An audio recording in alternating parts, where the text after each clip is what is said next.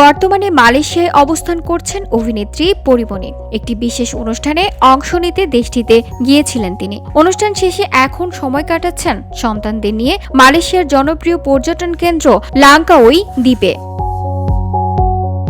লাংকাউইয়ের নীল সমুদ্র, খোলা আকাশ আর সবুজ প্রকৃতির মাঝে ছেলে মেয়ের সঙ্গে কাটানো মুহূর্তগুলো সামাজিক যোগাযোগ মাধ্যমে ভাগ করে নিয়েছেন পরিমণি।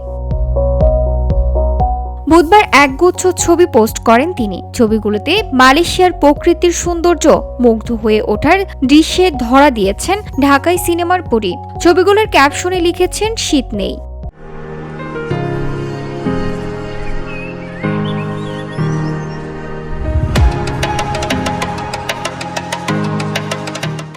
মালয়েশিয়ার রোদেলা আবহাওয়া, দ্বীপের নিরিবিলি পরিবেশ আর সন্তানদের সান্নিধ্য।